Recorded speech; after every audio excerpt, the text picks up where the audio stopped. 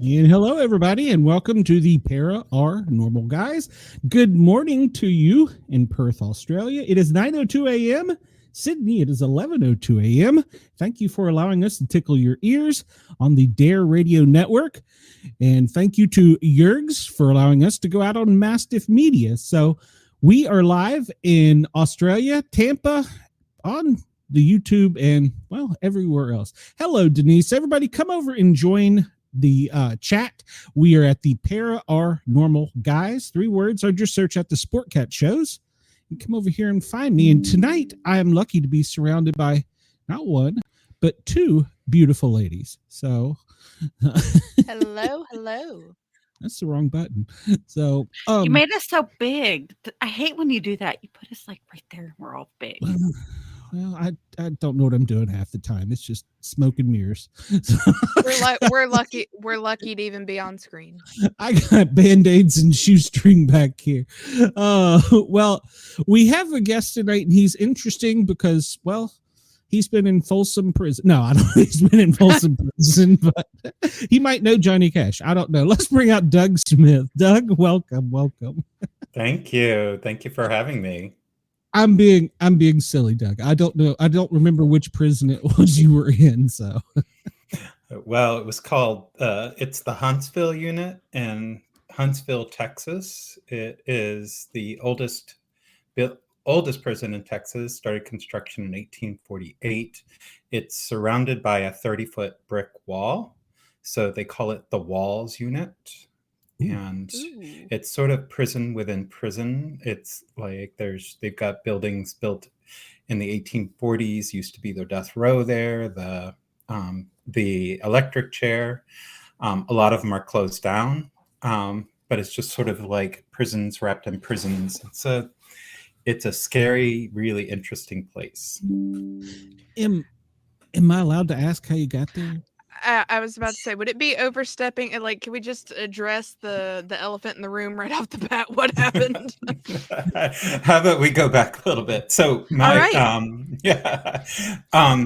so believe it or not, I'm a social worker. I did a degree in at the University of Texas at Austin in 2000. I was a social justice policy advocate, worked at the Texas Capitol.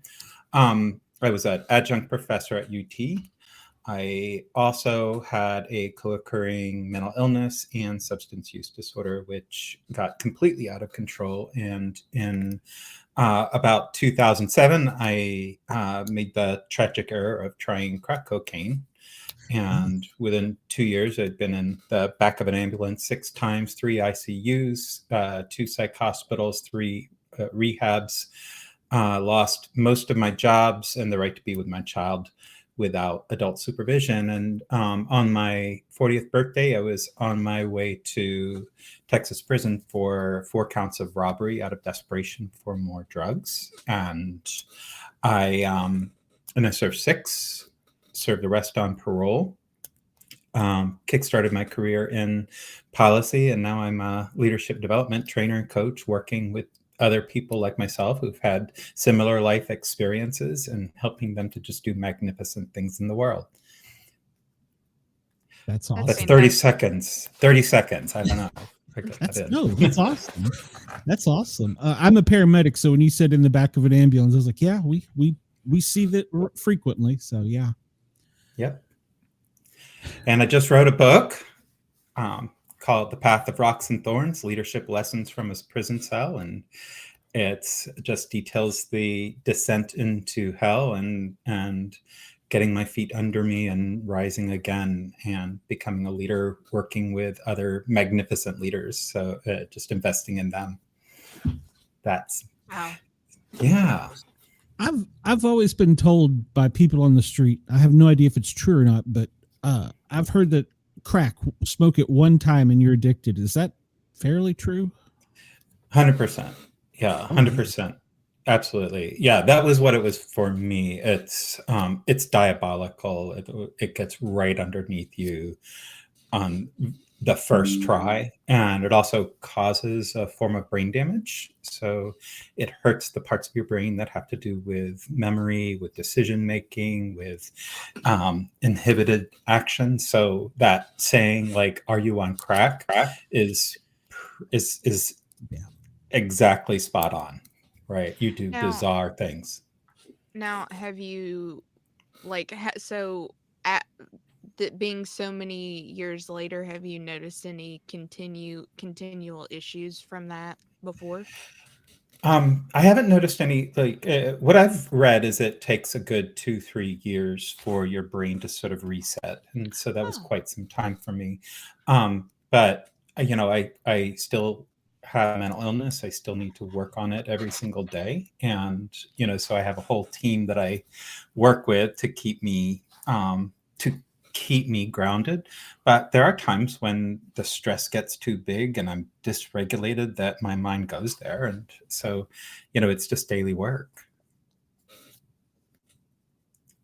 Is it a euphoria when you smoke it? Or, I mean, I don't, like I said, I don't know. I've never really, and I can't ask my patients these questions in the back of an ambulance.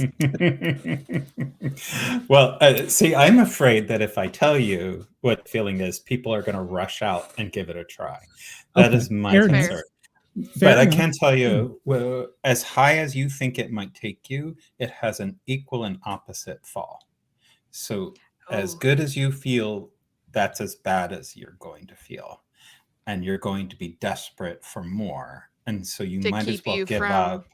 to That's keep you from it. feeling that fall. Exactly. So everything you think is important in your life, everything you care about, just get ready because it's all going to go away. Wow. Wow, Yeah. that's That's, insane. yeah, so I was trying to, that is, I mean, I don't see many people pull themselves out as paramedics. It's usually we run you until you're either in jail or it's an overdose or something. So Absolutely. Yeah. I mean, some of the people I work with now, I work with mental health peers and recovery support peers. So these are people who have experienced drug addiction, mental illness, things of that nature, and they've trained to sort of partner with people who are going through it and help them to find a path to recovery. And they do magnificent things. They weren't in Texas. They weren't really a thing back in when I was going into the depths of addiction. But now, I mean, they might show up at the hospital. So you might actually bring someone to the hospital who is overdosed and have a peer go right in and say, okay, let's sit together and let's talk about what your life could be like in recovery, and let's partner together, and I'll meet you tomorrow and we'll keep doing this.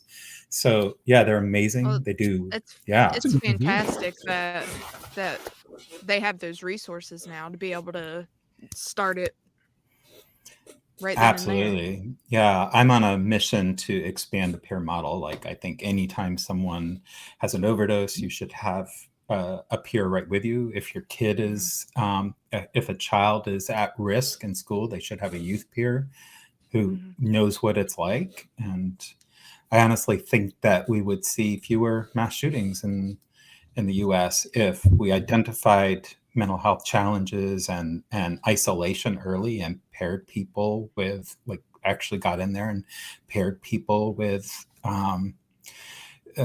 someone who's actually been through it. makes a lot of sense. Yeah. It really does. I will say, I know Harley has a question, but I will say I have not seen that on the streets of Atlanta yet.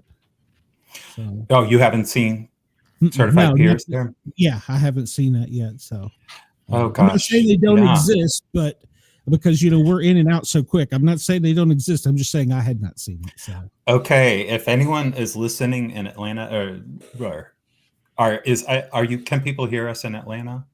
people can hear us in Atlanta. People can hear. We're on in Australia. Awesome. Good. So Anywhere. if there are any certified peers, mental health or recovery support peers in Atlanta, please jump onto the chat and let us know. Yeah, that would be great. Because I this could is use one of those here in Ohio. Seriously, and I work with peers in Ohio. They're magnificent. They run their own organizations. Their Project White Butterfly up in Cleveland does extraordinary things Because with people who live on the streets. in November, I had bariatric surgery, and they don't exactly tell you after you have that how much it's going to really affect your mental health. And it really, really affects your mental health in a very negative way. I didn't know that. How are you coping with that? Well, they're supposed to provide you with a psychiatrist and therapist afterwards, but most of the time, like with me and a few friends who've had this, they've kind of just forgot about you after Mhm. you've had your surgery and all that. So they leave you not knowing what to do next. Yeah. Like Well, you I would get say a body lot of places. dysmorphia. I would say a lot of places look at that as, oh, well, there are bigger problems, and they're not considering, you know, But I think that's the losing all problem that with weight, what that, you have that, like you said, that body dysmorphia, and you're still seeing yourself as you were before and trying to cope with how you look now. I think a lot of places are so short on resources that they're thinking, oh, they'll be fine. And then you There are get really bigger. bad depression because, like, my depression since the surgery has just it's so bad to the point that it's a struggle to leave the house at times.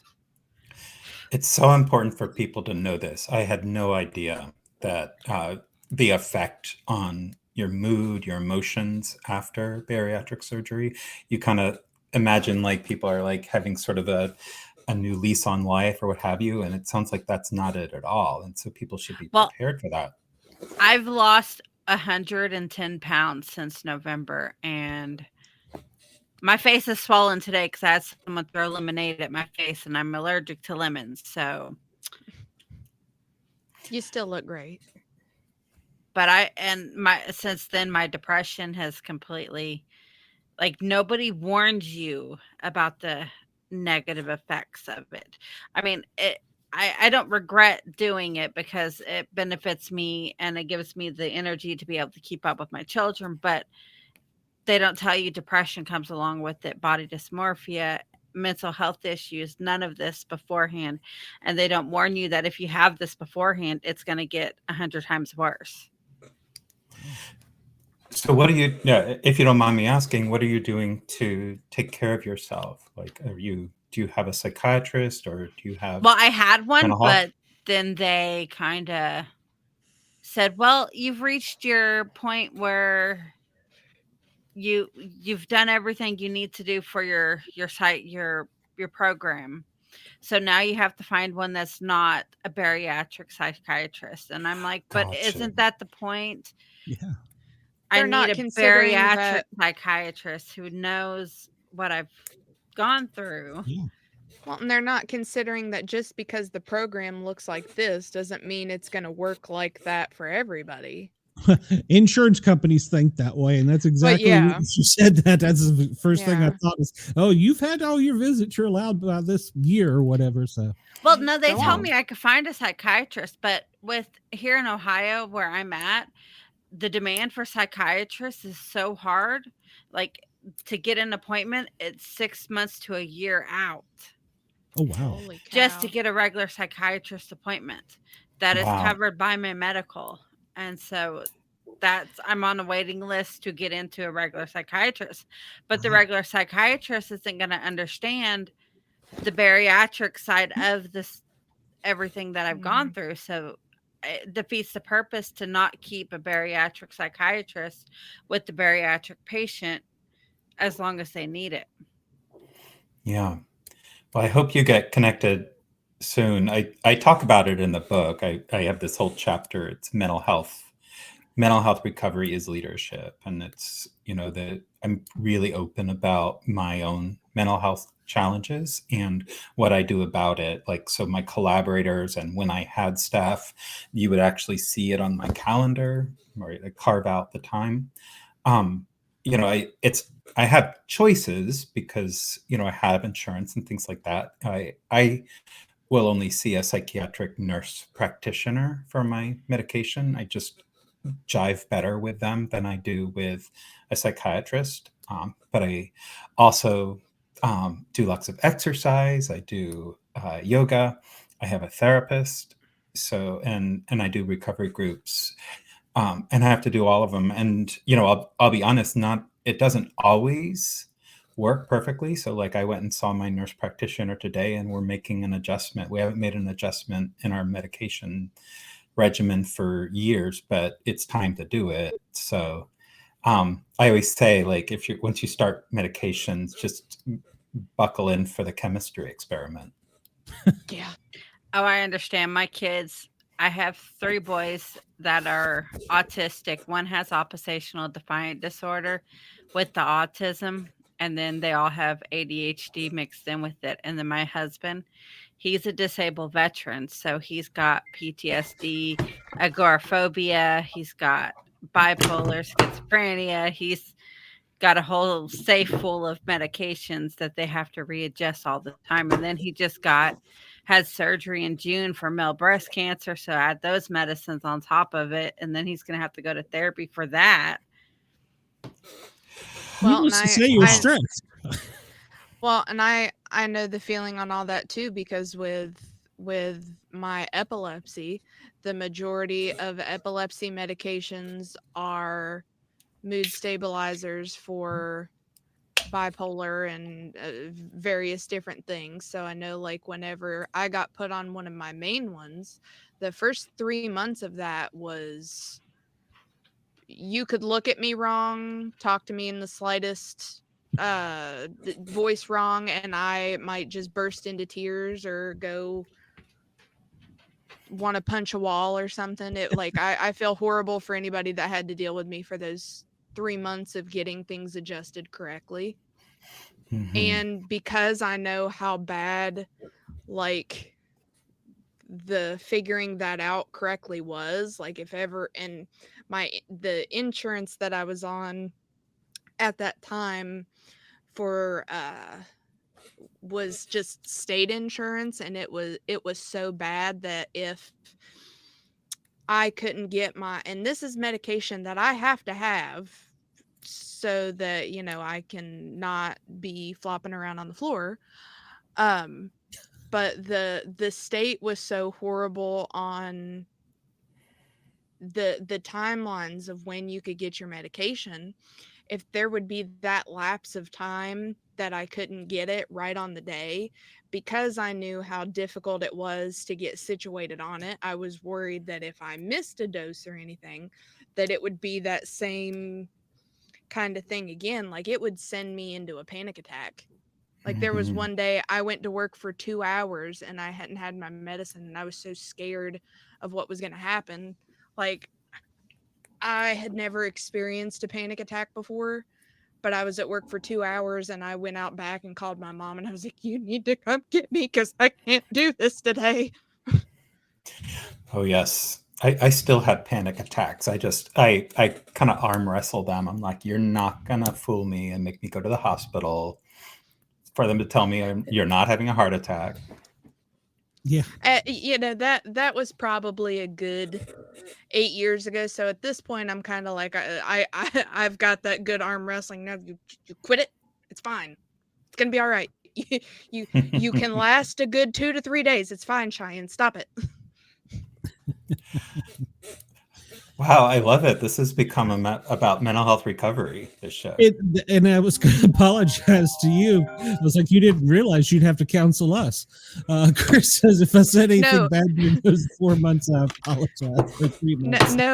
No, Chris, that was a good 13 or 14 years ago. You would have known had you said something wrong in those 3 months.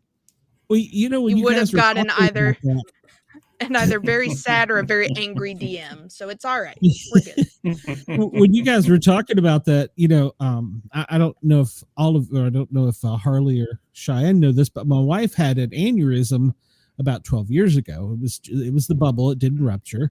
And so they had to go in and do brain surgery. And of course, as a paramedic, I knew the neurologist, I knew the anesthesia, I knew them all. And so when we were in recovery, the doctor came to see us. He says, well, I'm going to discharge her and let her go home with you quicker because you can take better care of them. They can't hear. And I'm like, no. I was like, I've had a cold that lasted longer than this. No. But anyhow, she came home. There's no side effects. There's no nothing. But it was funny. The first appointment back, as the doctor was going to leave, there's a thing. It's called the doorknob something or another syndrome. It's the question that's most important to the doctor that you ask right as they put their hand on the door and about to leave. It's like a psychological thing. And I was like, whoa, doc, question. He's like, yes. I said, just out of curiosity, while you were in there with the waffle irons and griddles and whatever the hell you did you forget to turn the bitch switch off? And he turned around and looked at me. He goes, well, that's funny you say that, but he was saying, just like you are, your brain has to reprogram and reprocess. And he goes, I never thought about that. And I said, trust me, it's on. Well, and it's funny with you mentioning her having that brain surgery, because I had it as well for my epilepsy, and where we got off on the whole mental health tangent thing. They really need to up their game on that for kids. Because I was about 12 or 13 whenever I had that brain surgery. And up to that point, and we were traveling a couple hours away, actually about 30 minutes from where I live now, which is a good 4 hours from home where I grew up. Nobody explaining anything to me of what was going to happen.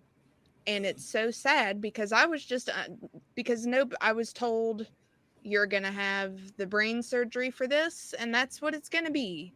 And so little 12, 13-year-old me is just like, nobody has explained that this, we know at this point this isn't going to kill you, but we haven't told you that yet. So I'm just little 12, 13-year-old me is in the car with my mom riding up here just like, well, and it's a quote from my favorite book of, well, if I live, that's great. If I die, that's all right too. And just, wow. Being almost 30 now, thinking back on that of like, nobody told me anything. The nurse that's where you were saying you prefer to speak to the nurse practitioners. When we came up here to Morgantown to see it was the pediatric neurologist up at WVU, the nurse practitioner did more talking to me than the doctor did. The doctor would not talk to me, would talk directly to my mom. Nobody explained anything to me. I understand to a point you've got to watch it because we're kids, but something should be explained so that us as kids are not walking around of just like, well, don't really know what's going to happen, but it'll be all right either way, right? Right. That's actually the definition of what makes something traumatic, is you don't have any control over it. Everyone else's control. You don't even have the information. You can't make choices for yourself. So yeah, I imagine that probably still sticks with you today. And it's more than anything, it pisses me off. I mean, like, obviously, I know I'm good. I still have the tumor. I'm halfway decently okay. I'm as good as I'm ever going to be.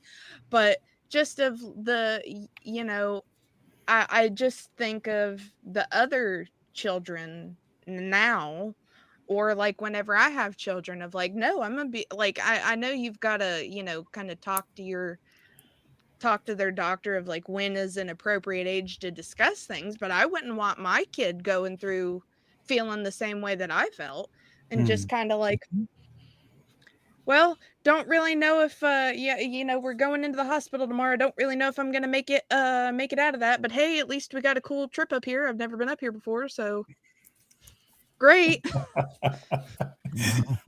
That's just kind of screwed up. Paige, my daughter, calls me today and she says, Wyatt's upset. That's my grandson. And I said, why? She said, well, Mimi, which is his grandmother on her husband's side, had to go to a doctor, and his great-grandfather just passed away. he was attacked by bees. He died from anaphylaxia. And then his great aunt here in Knoxville just died. And so he was all upset and was crying and said, is Mimi, when she goes to the doctor, going to be okay? Because everybody that's went to the doctor in his mind, a 4-year-old mind, has died. Has not come back. Yeah, has not come back, has died. And so, yeah, it's very important with children. So, yeah. So. Way off topic, but just sorry, out there. I don't even know what the topic is, guys. This has been great. Well, Chris says it's kind of important the child doesn't think they're going to die. The doctor should at least take 10 seconds to stress that. Yeah, it's a small point.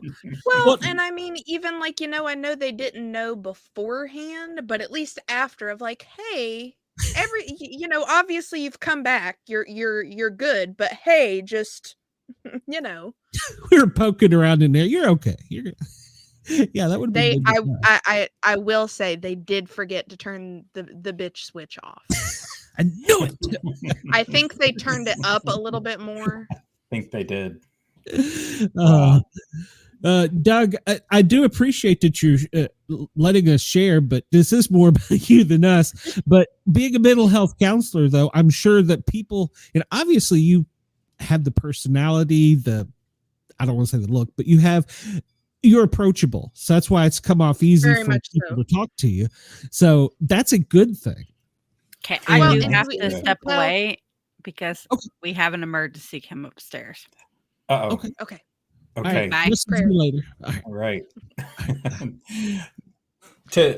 actually but we can not you can tell that you cared is the thing. You can tell that you cared. Absolutely. Yeah. I mean, I'm not a counselor. I am a coach, but but the people I work with tend to have histories of things that are traumatic and it affects them today. So it shows up in their work and their relationships. And so, I can kind of handle their emotions. Sometimes I can't handle my own, but I can handle their emotions. I'm just really comfortable with emotions of other people. And I feel that. I've always found that there's something on the other side of people's emotions. So one of the things I used to do when I was drinking and using drugs was I was trying to numb myself from my emotions. And the metaphor I used in the book, I told you, was Dante's Inferno. It's you go to the deepest core of hell before you rise. And that's the metaphor for life. So if I'm caught in anxiety, if I'm caught in anger or something like that, then you go all the way through it. So like I'll sit and I'll feel it. I'll feel it fully where it sits in my body and go all the way to the other end of it. And when I do that with clients, it's just magnificent because it's really uncomfortable, but step by step, they usually at one point say, I don't feel it anymore. I'm like, that's great. Let's keep traveling. And there's something there on the other end. You can ask, like, hey, so I'm wondering, what's the wisdom? Let's say that there's a person there at the other end, or let's say that emotion is a person. What wisdom do they have for you, right? Because it's an emotion, it's there for a reason. So it's trying to tell you something. And I'll tell you the truth. Yeah, that's actually why I wrote the book, is because I was feeling extreme anxiety. And at the end of that episode, I heard in my brain, I heard just this voice say, Doug, write my story. Do justice to me. Wow. Yeah. But I like the way you process the emotions, because they are real. They are. And I mean, I've tried to look at things that way too, of like, well, the reason why there's a reason why you're going through something, even though it might be shit right now, there's a reason for it. And I like the sitting and like mulling over it to what is the reason you went through that, what is the wisdom on the other side. I like that. Because see what happens with people this is what happens in anxiety disorder, panic, is that you actually feel your brain is already sensing the danger first right? Mhm. That works automatically. It's like your brain is searching for the saber-tooth tiger all along, right? Even if it's not there. What happens is that fear goes up into your brain, and your brain gives you a reason for it, Mhm. right? Oh, I'm having a heart attack or something like that. And that's where the panic comes. But the fear is just your survival system doing what it does. So as opposed to getting up in the thoughts, getting into the body, just like, what am I feeling? Where am I feeling it? If it's in my chest, okay, is that like a fist around my heart? How about if I gave it some space and let it spread out, right? You're in your body as opposed to up in your head. That's That's great. yeah. I could use that on the street. Okay, we need to Yep, bring it down here and just Well, he said that's it. Or it. he said the brain has come up with the answer before it asks the question is the problem, and it just snowballs after that. So he's I've seen it a million times. He's 100% I right. I think the only issue but I guess at that point it's you are in contact with the people who want help for that of because I'm thinking like my ex had a lot of problems with that, but it would be the getting him to understand and focus and like Yes. okay, it's not it Oh yeah. it would definitely have to be like somebody who is willing to like sit down and Yes. Exactly. That seems like a great listener. He gives off yeah. a soothing vibe. Why, thank you, Chris. Yeah, the last thing you want to do if someone is in a panic attack is to go in and say, "Hey, just breathe and feel your emotions," right? Because they're in a panic attack. It's already the Mhm. switch is already turned, right? And so it's just being with, and if they know they have panic attack, they might have medications for it if they already know diagnosed. Otherwise, you can't talk someone out of their panic attack. Once it gets Mhm. going, they Yeah. just have to go through it. Now, how do you find in the situations with people like that to getting them to understand that they need help? Yeah, you mean when people have panic or Not anxiety, necessarily or yeah, just when they have panic and anxiety in general and getting them to understand of like, okay, what you're doing on a daily basis isn't cutting it and you might want to look at other options here because yeah, you've got the medicine and you're sitting through them, but everything isn't it just ain't cutting it to put it bluntly. Like getting people to no, understand that they might want some other help. that's right. If someone needs a psychotherapist, then I'm going to refer them to one. I'm not one. What I can do is I can use my lived experience, and I can say, hey, listen, there have been times in my life where my panic and anxiety was out of control, and I was doing a lot of stuff that was only making it worse, like drinking, like using drugs. That made it so much worse for me. So I get how it is right now. And here's what I did that worked for me. That might not work for you, but I did find something, and I know that there's a path to recovery for you as well. So give them some hope. And then, hey, if you want to talk about resources, this is why I love certified peers so much, Mm-hmm. is because they have that powerful story, but then they also know like where is it that person can go for help, Mm-hmm. right? Or where are the recovery groups where they don't have to be alone with it? So, yeah, I absolutely love certified peers, and they're hard to find. Thank you, Denise. They're hard to find in some places. I want to see them everywhere, but Mm-hmm. if you're looking for them, they're sometimes called mental health clubhouses. um, yeah, that's the thing. When you share about your mental health, people people Mm-hmm. feel heard. Yeah, And I was a I don't suicide wanna, suicide hotline counselor for a while. It just I give people the Um, air. I don't want her to not think I saw that. And congratulations, 36 years is amazing. She says she's coming up on 36 years of sobriety. Congratulations. That's amazing. Yeah, well, sometimes you just got to process those feelings. And sometimes the people you come in contact with are, they feel like society's forgot about them, that nobody cares. They're living. They're living from day to day.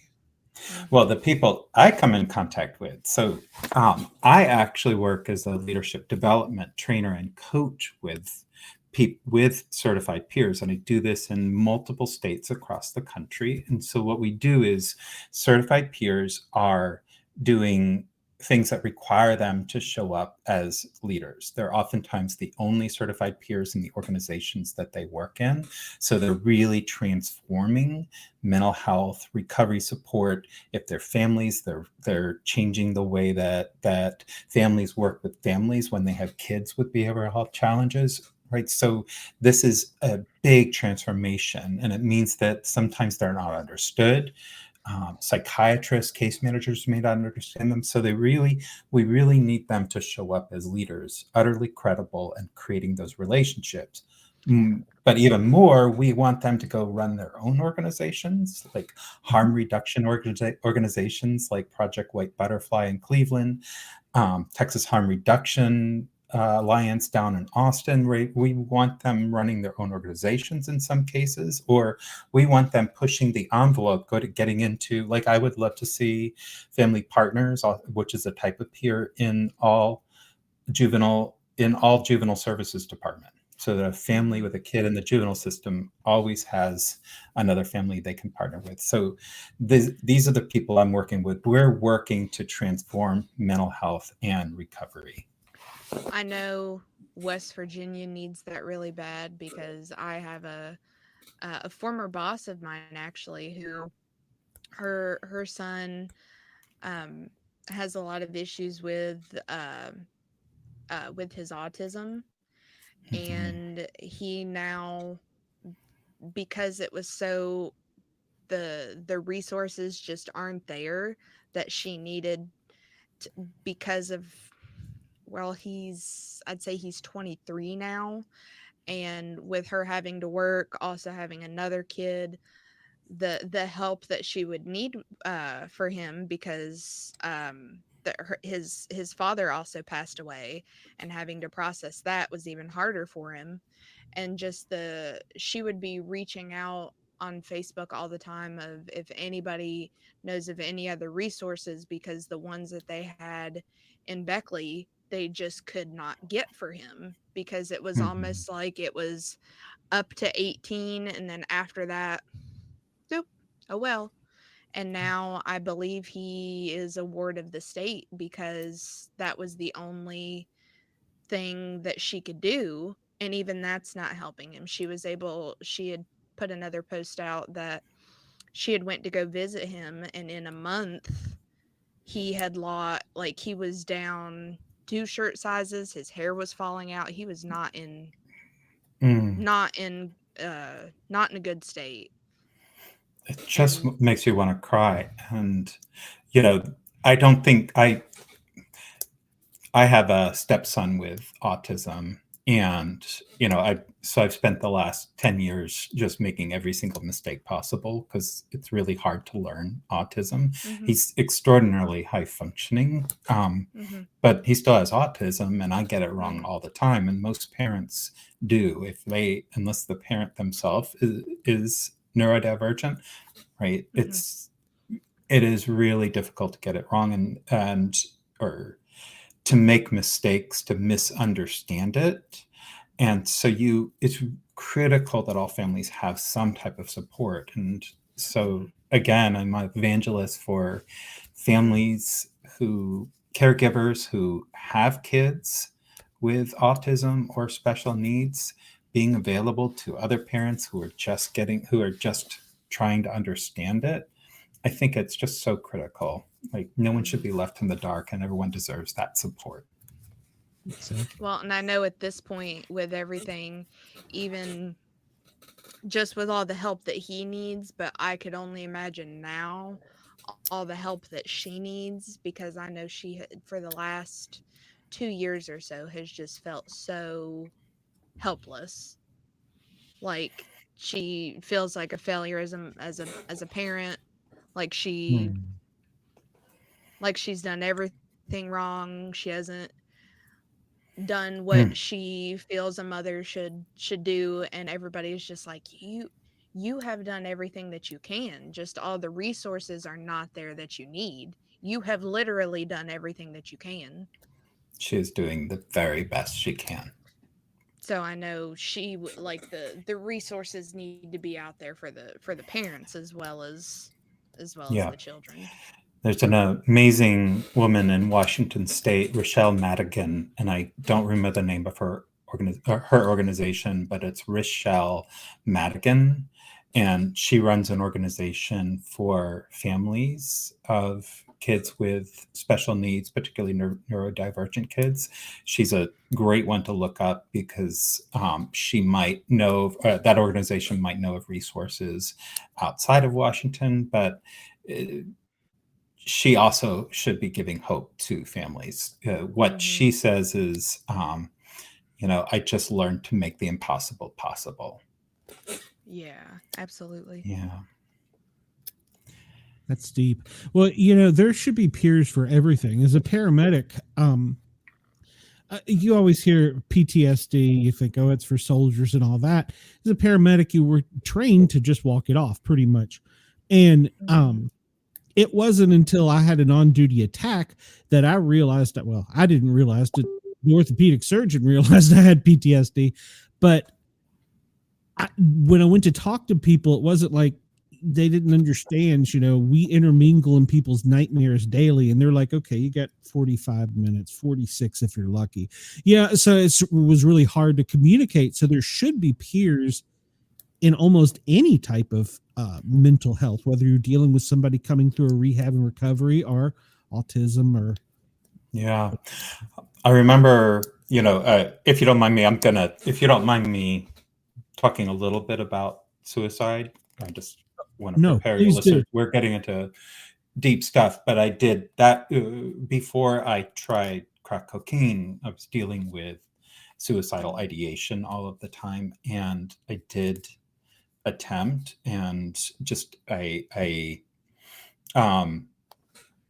made a different decision before it was too late. And the paramedics got me. And I remember, I'll never forget this conversation because, the paramedic was just busy doing what he's doing with me. And I just asked him, am I the most serious emergency you've seen tonight? And he just stopped, and I'll never forget it. He just stopped what he's doing and he looked at me, says, no, but you're the saddest.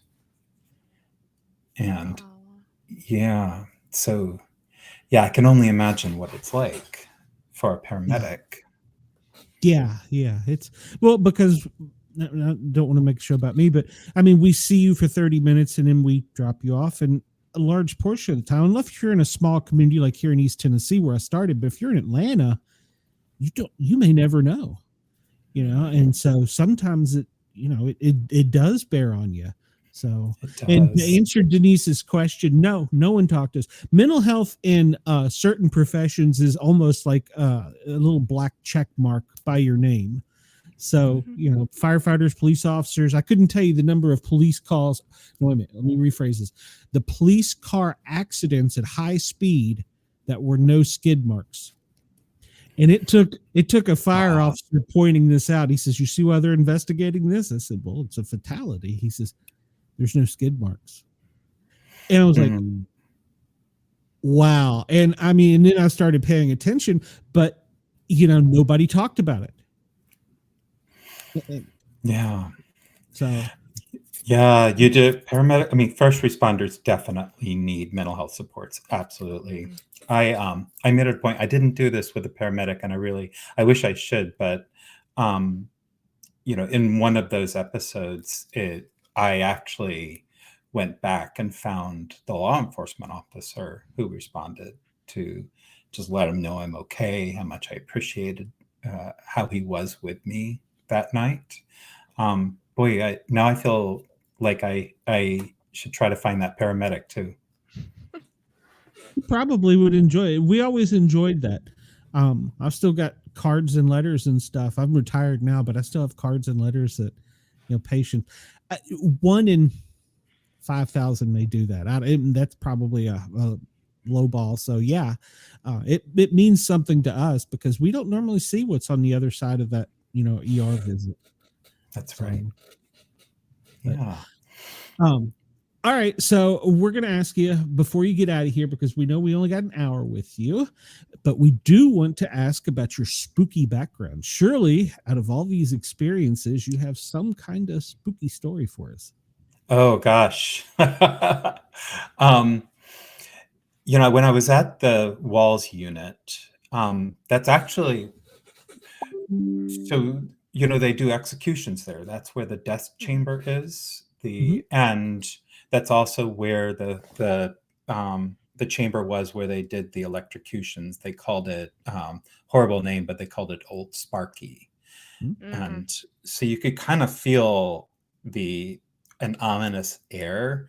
There's a lot of executions that happen in Texas every year. So when someone was being brought to the unit, one of the condemned individuals, they would take them from Polunsky unit, which is about an hour away, drive them to the Walls unit. And so they kind of like get everyone kind of like no movement so they could get the van in to the unit, literally into the unit, and then behind the hospital building, ironically, and take the person into the death chamber.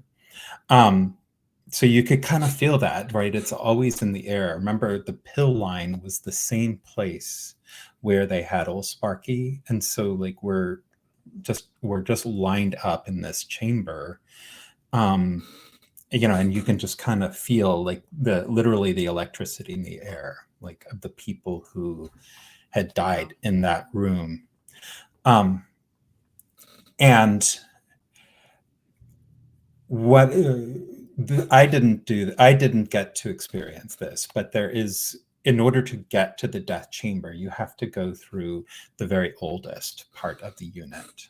And so when the culinary folks, when the incarcerated people would make the meals, they would have to go through that. And I've heard countless tales of people sort of waiting for someone to kind of open up a door for them and them standing alone in this space and having encounters with people,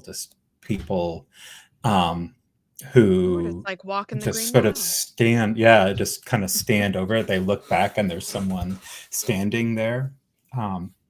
So it was a really spooky place. Wow. It was it just being part of the history. I always use the metaphor, each one of the bricks, this unit is so old, millions of people have been through there. So I said each one of those bricks represented some way in which someone violated someone else, or was violated, one of the people inside who was really truly let down by someone or really abused by someone else. And so like that is the actual structure of it. Each brick represent harm done. So they're building the energy into it. Yeah, exactly. You can feel it. I remember the first night I was there, that when there was an execution, and I knew they happened at 6 p.m. and I was just sitting in my bunk, and I could just feel this deep, deep sadness inside me. The energy shift. Absolutely. Is that spooky enough? No, that's very spooky. Because like they were putting intent into it with every brick. So they were intentionally making that a dark place. I mean, just in my mind, from what you've described, I just picture this place that's all bricks with dripping water and the swinging light. It just. That was what it was like in that one building. What's that goes a long way. Yep, absolutely. Yeah, the building I talk about this in my book. The education building itself is a crime scene. There was a horrible hostage incident back in the 70s, and some guys managed to get a gun in there, and they took the educators hostage, and there was a standoff for several days, and they finally negotiated that they would go ahead and get them a van and get them off the unit and get them to another country. So the hostage takers built a kind of a big box. They put all these boxes together, and then they put the huge box over them and the teachers, and started coming down the ramp. And here's the thing: prisons never negotiate hostage release. So it was all a ruse, and they just opened fired, right? They just tell anyone who's ever coming into prison, we do not negotiate. So if you're in a hostage situation and they're trying to get out, we're going to You're open screwed. fire. Yep. And I think at least one of the educators, I think 2 of them died. Wow. Yeah. Wow. Is that in your paperwork of when you're signed on to work? Yeah, sign here. Sorry, 3 copies. Wow. They actually put a sign up. There's a sign saying we do not negotiate with hostages. So once you get in that prison through the second fence or what have you, if there's a hostage situation, they're not going to negotiate. That's why I'm interested here in West Virginia to go to Moundsville, because I know some crazy stuff happened there, and I'm sure you can feel all of that whenever you walk in too. Absolutely. Yeah. There's a feeling when you go in. I've been in prisons in Tennessee, California, Florida, Georgia, as a paramedic. So and that's what the record says. It is fun. But yeah, there's a feeling when you go into them. And for some strange reason, and I don't know why this is, Doug, maybe it's just a male going into the women's prison, but it feels 100 times heavier in the women's prison. Yes. So this is really important to note. Like, females are underrepresented in prison. That is to say, females are 51% of the population. In Texas, they represent well less than 20% of the whole population. So what that means is, yes, there is a gender difference in a propensity to commit crime. And when women do get involved in criminal or get on the other side of the law, there's usually a huge amount of past trauma, mental health challenges, abuse, histories of sexual assault. So the gravity of what women have experienced when they're inside of prison would really boggle your mind. And so, yeah, if you're feeling a heaviness, that's what you're feeling, is just a history of abuse and unmet mental health needs. That's true in women and men's prisons too, but it is particularly true in women's prisons. I know when we went to Weston, which was the asylum, you could just, how it felt was it was just kind of that note of sadness. Mm-hmm. Wasn't necessarily eerie, but just sad. It is just sad, right? And I get to see the other part of it. One of the people that there's one person that I got to mentor, and her name is Maggie Luna. She runs Texas Harm Reduction Alliance in Austin, Texas. She had histories of abuse. She was let down and failed so many times, and in and out of jail. She had to learn to take care of herself on the street, and they called her boss lady on the streets. She even has tattooed on her hands BOSSLADY. When she got out, when I met her, she'd been out for 2 years. She had grabbed a hold of some recovery. She started to get involved in advocacy. I was able to bring her on as an employee within my organization and get her to work in advocacy. And she's unbelievably effective. While she was gone, during all of that, she had lost the rights to her children. She worked on the piece of legislation that allowed for caretakers who have lost custody to regain custody of their kids. And she was one of the first to benefit from that. And so her son is home living with her. Now she's the executive director of an organization, and her oldest daughter is home with her son, and then their youngest daughter hopefully will be reunited soon. That's great. That's another hell of a success story like your own. Absolutely. Yeah. Doug, before we let you get out of here, tell everybody where they can find your stuff. Remember, you have an international audience today too, so I want to make sure we get the word out that this is some great material and we can help a lot of people. So where can we find it? Absolutely. So the book is called The Path of Rocks and Thorns, Leadership Lessons from a Prison Cell. You can get it on Amazon or any bookseller. You can reach me. You can find me on my website. That's www.d-degree, like college degree, d-degree.com. So yeah, check it out there. You can, if you want to contact me, there's a contact button there. And it also has information on what I do with my clients in terms of leadership development, and my book page is there. So check it out. My wife, here's another reason, my wife did my website. So you got to check it out. Put that in the show notes.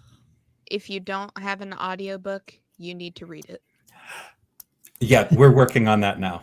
You need to be the one that reads it. You have a great voice for audiobooks.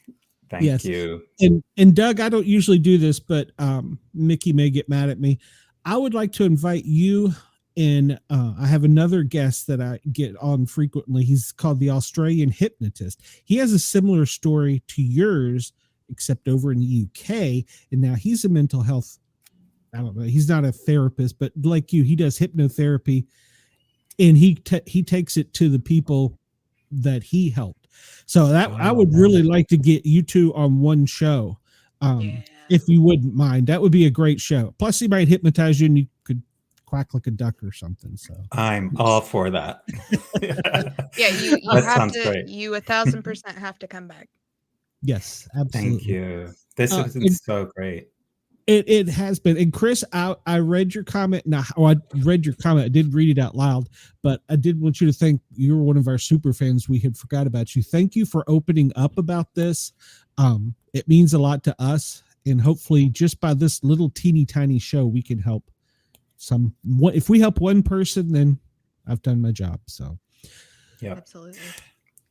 All right, Doug. Well, thank you. I got to let you go because Tong is backstage. So have a great evening, and we will see you soon, I hope. Yes. This has been great. Thank y'all. Take care. Thank you, Doug. Thank you, Thank Doug. you. Bye-bye. Bye. Wow. Wow. Yeah, we're going to have to get him back. Okay, I don't want to cut into the time with our next guest. She's got a great story, too, and she's written a book in 2 languages. So, Tong, hello, how are you? Glen, right? Yes. And how do I pronounce your name? Shy. Shy, sorry. Shy, It's yeah. fine. Yeah, my name pronounced as Tong Ge. Like the second one is a bit harder for English speakers, so you can call me Tong or TG. It's okay. Okay. Yeah. I can do that. I apologize. So we're a little southern up here, so okay. Yeah. So tell us about yourself. You've got books in 2 different languages, and you've written a couple different things. Yeah, I was born and raised in China and didn't come to Canada until in my late 20s. So English is my second language. I used to write poetry in college, all in Chinese. After I graduated from University of Saskatchewan for my master's degree, my education and my profession has nothing to do with creative writing. But being a writer is always my dream, like since I was in junior high. So, when you first graduate as a new immigrant, you have to, look after yourself, your job, your income, your house. And I didn't start to write until 2004, but I was still writing in Chinese to write my family stories into books. I didn't believe I could write in English until one day I realized that if I write in Chinese, I can never get any help. No critique group, no freelance editors, no publishers for sure. So by 2006, I started to take creative writing courses and read books on creative writing, read lots of novels, English novels, and start to write in English. So it's a really long journey. And I still write in Chinese, just mainly poetry. So now I have poems and essays and my first debut novel as my debut novel published. And this one have won multiple literary awards. So it's a validation for my writing ability. And I have other 2 books written. I'm just looking for publishers or publisher. Wow. Yeah. Is English one of the hardest languages to learn? For Chinese is. I don't think it's for like people speak German, Spanish or French. For Chinese, because Chinese is very different from English. We only have one tense. We only have present tense. We don't have past, future, all that. We don't have plural. Our verbs do not change with subject, and we use our preposition differently. It's just so different. I didn't know that. Yeah. So Wow. theoretically I know what to do, but as you write, you forget, right? Because we say like we go to school today, we go to school tomorrow, we go to school yesterday. We say I do, you do, she do. We say 1 dog, 2 dogs, 3 dog. So it's pretty hard. I would Yeah. imagine so. Yeah. That's a lot more to remember than it's kind of like you've got 3 different lines there instead of 1 to Yeah. Not only you have to crazy. study grammar, but you have to remember. Yeah. And don't forget the dialects are even local languages, because some areas have not only do I have a southern draw, but we use different words like y'all, and I can't. Used to could. There's a whole bunch of. So yeah, Good. Yep. I use that in a sentence. By God. So, Yep. but yeah, I mean, I've been told that before, that it was one of the hardest. So I can't imagine having to learn it, and then you're going to publish a novel. Yeah. Wow, your IQ must be like 10 million. So. Oh, it's a long learning curve, and I got lots of helps. I hired freelance editors 2 times around, because usually people hire it once, right? They hire when they finish the book, they hire a structure, or called a developmental editor, and to work on a big structure. And then when that is done, they hire a copy editor. I hired a copy editor as I was writing, so she helped me on an installment basis, because So my grandma. as you were getting stuff done, handing it off to Yeah. make sure that it was Because I was That too makes sense. embarrassed to present my book, my writing to my critique group. So I got her edited first, and then I present to my critique group after all the changes, and later the structure editor's suggestion. After all those changes, then I needed to hire a copy editor again because I made the changes. Well, So, I mean, that makes sense to do it as you go along, because I mean, if you wait till the end to do it, that's going to be a lot of extra work you have to go through to change things. So, that's right. Yeah, but it's a long journey. What is your first book about? This is based on my grandmother's story. So my mother's mother. And the time span is between 1920 to 1966. and it's a historical fiction. So the Golden Phoenix is the protagonist, and basically her journey as a woman with a bound fate. Like way back when in China, women would get a fate bound to marry well, because for 1,000 years, that was a tradition. Because 1,000 year ago, a Chinese emperor like tiny fated woman. That's how this tradition started, and also she because her foot binding process started too late because she didn't have her mother passed away when she was born, so her father delayed her foot binding process until it was a little bit too late. So she never achieved the 3 twin golden water lily size, which 3 Chinese twin is about 4 inches long. That was ideal size, and her fate was 1 inch too long. That's how she didn't get married during her marriage age, which was between 16 and 18. She didn't get married until she was 26. And she had to marry a widower because young lives are gone. And in Chinese culture, again, in the old time, a woman who marries a widower is called a house failure. That's why the title of the book is The House Failure. And also women were denied education. She didn't have education. She was illiterate. So that makes her life extremely hard. Then her husband passed away. We left her with 5 children. Then Japanese came to China, like invasion, large-scale invasion into inland China started in 1937. So the whole book is, pretty. It's epic and it's sad. And meanwhile, it's also she's very resilient. She had a lot stacked against her there at the beginning. Yeah, that's right. Yeah, but eventually she fought back. Awesome. Yeah. Good. Are those traditions still today? Is that still a current thing? No, it's not. Actually, the Republic of China's government announced the abolishment of the foot binding in 1912. But lots of people are still doing that. The last case of foot binding discovered in China was in the 1950s.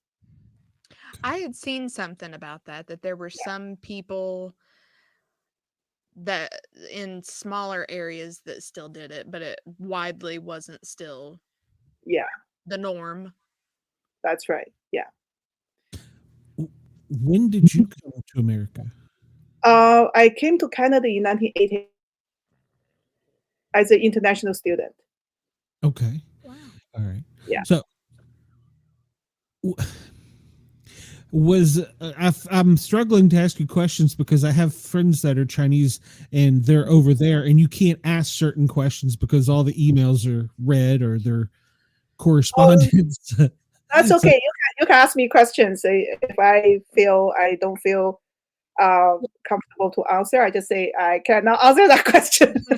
Well, I mean, no, it's not. I don't want to ask anything personal like that, but the Chinese government is very protective of what goes on within that bubble, and they don't let things out. So when you got out and started experiencing what we will call freedom, how were you exhilarated? Were you scared? How does it? Oh, of course, exhilarated. I paid a high price for my freedom.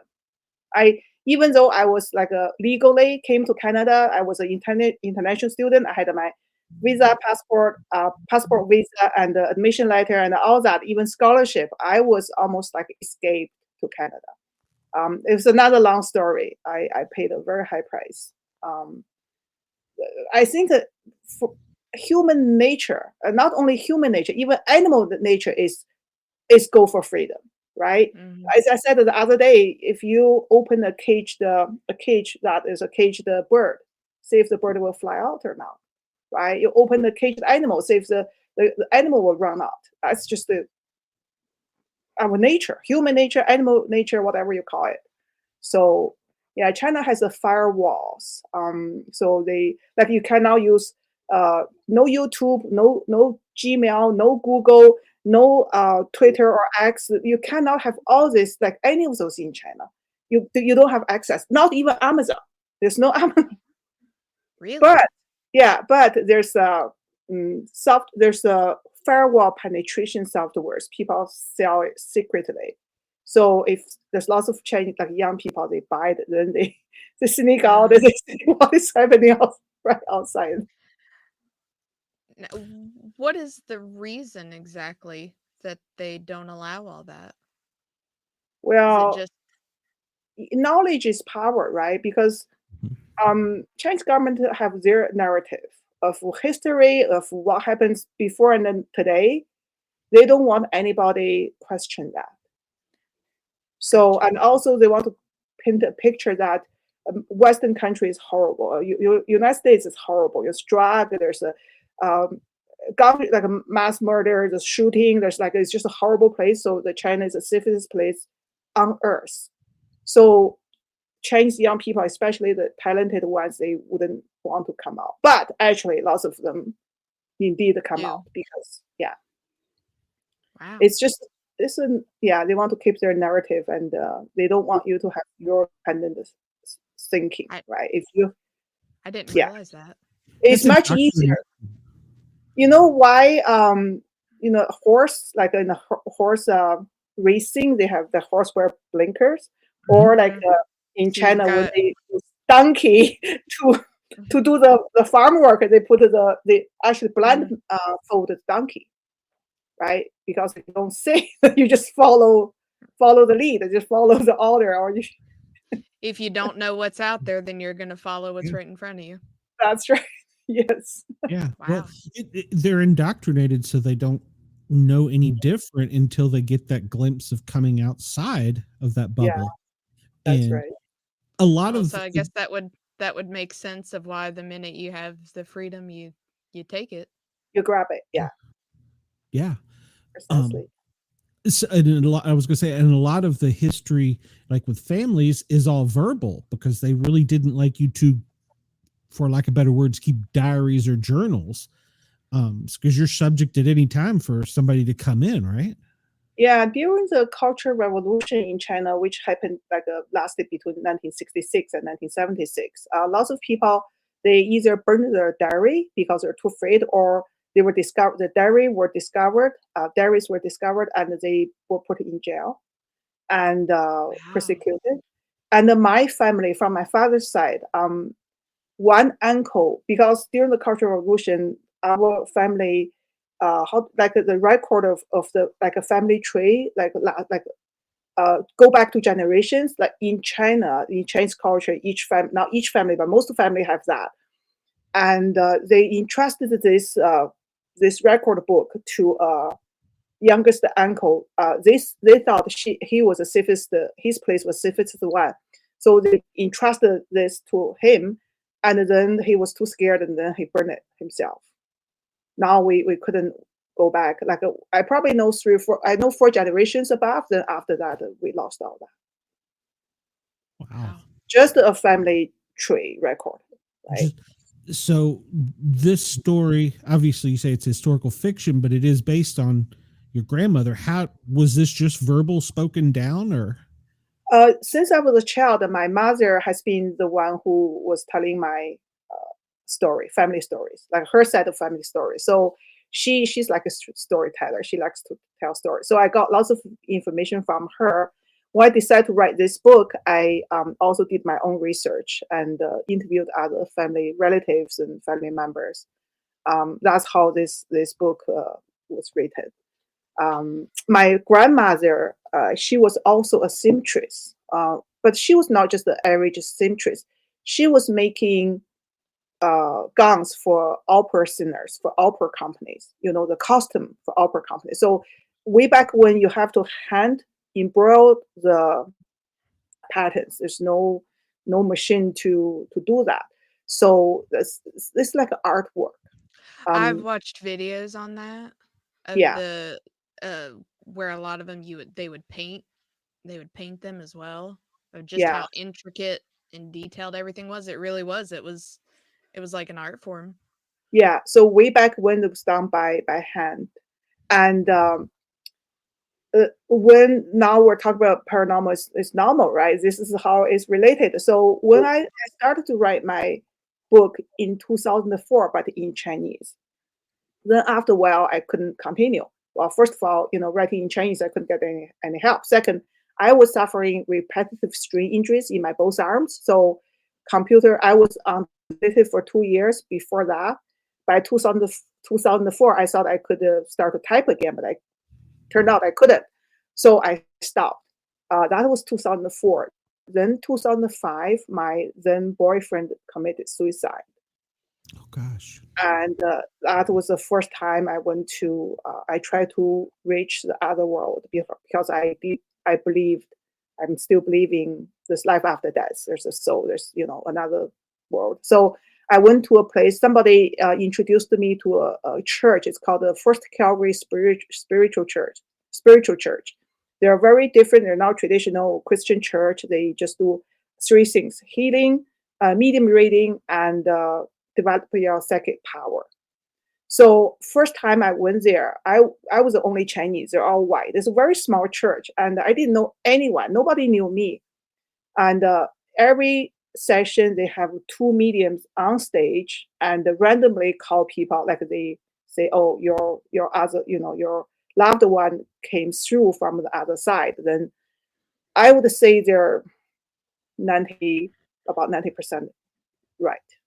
And the first time I was there, this I don't know if they don't call pastor, they call reverend. Is that called reverend? Right? Mhm. So Reverend Oliver, he just called me. And then he basically said, my father, the person was on the other side. My father came through, even though I was trying to reach my boyfriend, my father came through.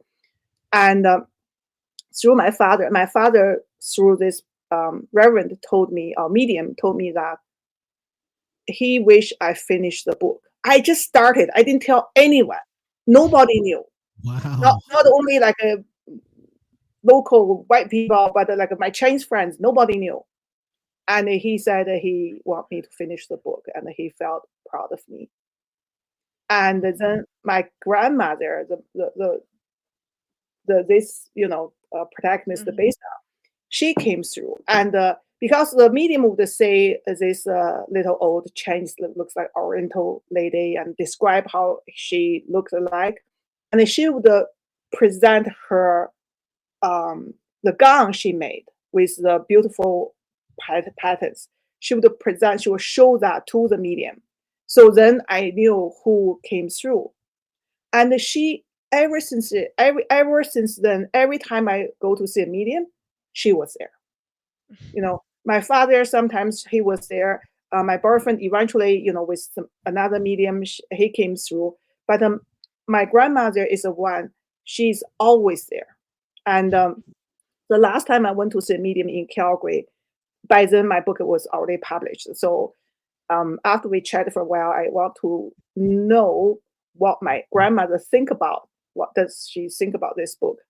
And she said something, I forgot the original words, but basically, she felt so proud of me. She highly praised me, and it was pretty. So I would say they are with me, even though they're not here.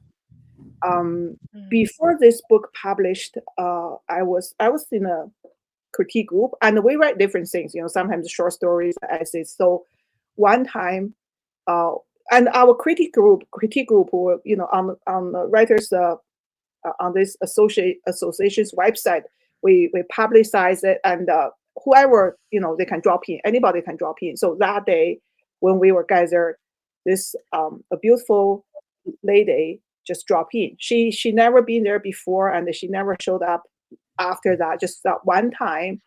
She used to be Miss Calgary, like about 10 years before that. I think when she dropped in, she was like 30 or 31. So 10 years before that, she was Miss Calgary, right? Very beautiful lady.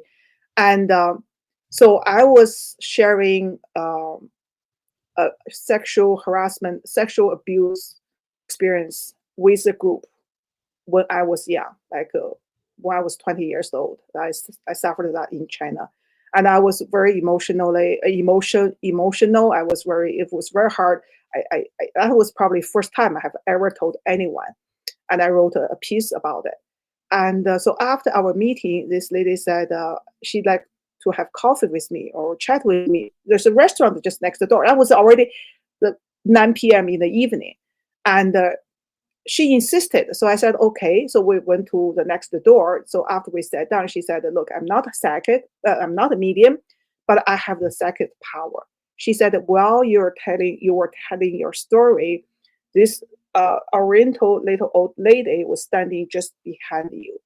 And she want me to tell you, this is like, I don't know how to word it. Like basically, my grandma said this is not big deal. This is like compared with what she has gone through, right? This is not a horrible. It's horrible to me, but what she tried to tell me is put everything into perspective and be resilient. What you went through compared to what she went through. What she went through, yeah. Yeah. And but because she showed this young lady her gun again, so I knew it was her. She's so proud of it. Yeah.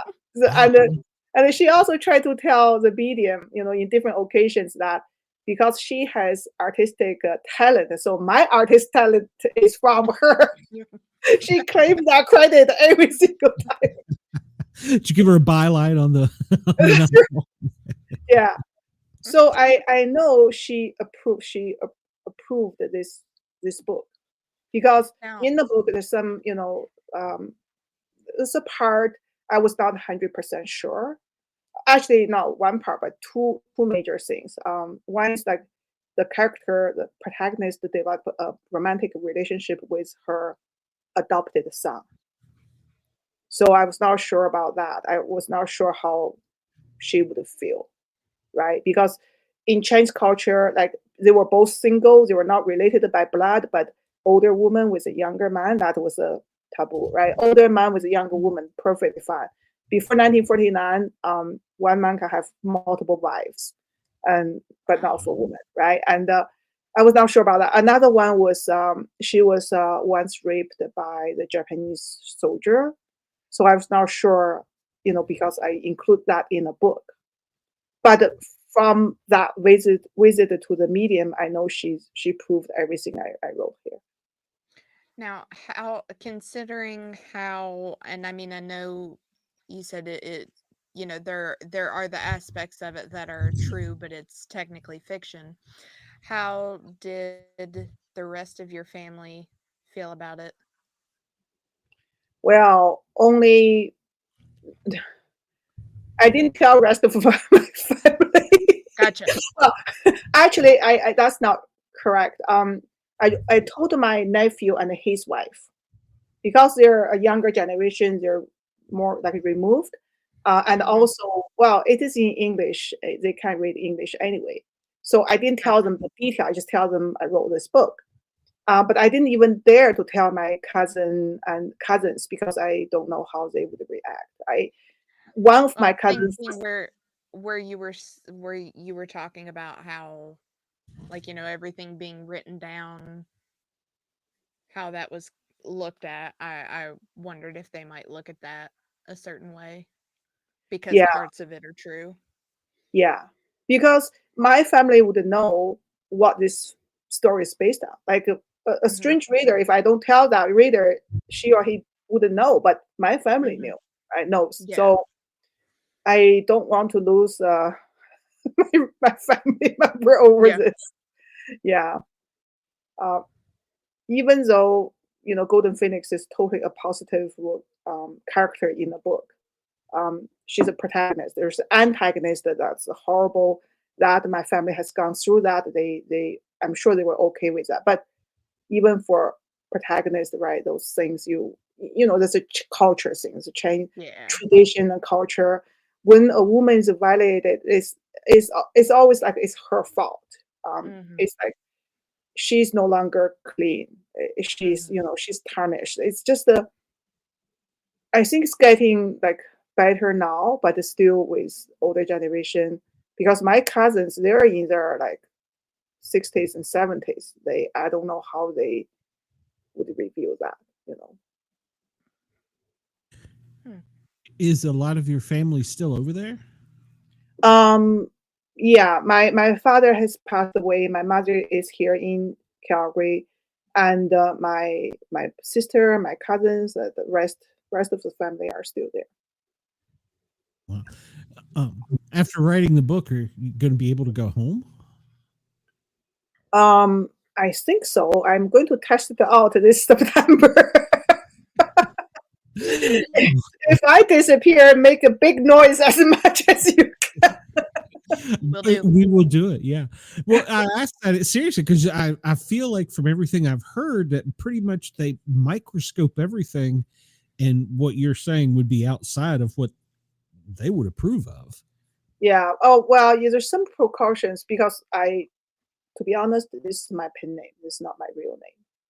That's the one reason I Good. use a pen name. Yeah.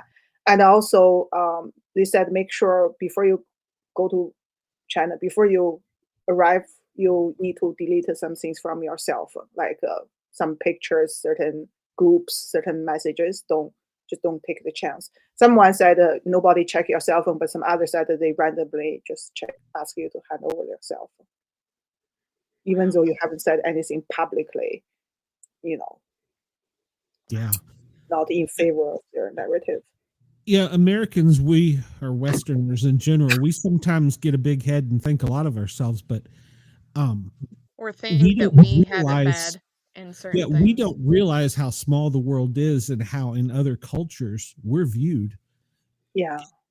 And so, getting a glimpse inside that is fascinating to me because you don't hear that many stories like this.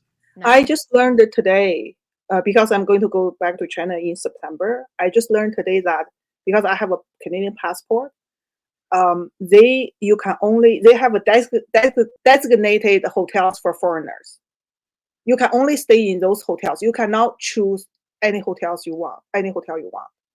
So those hotels will be more expensive, but you don't have a choice. And also, I think probably it's easy to control because they are, work with a hotel.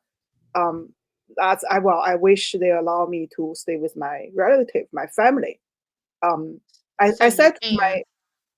I said to my cousin, I said how they're going to track me. Like if I arrive there, I just leave the airport, go with my cousin.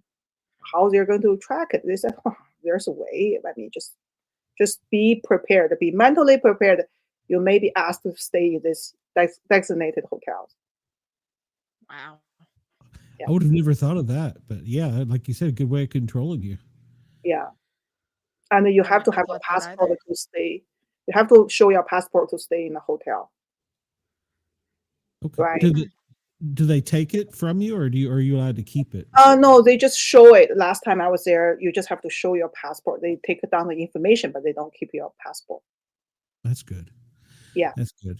But you can only come and go at certain times. You have to like schedule it, correct?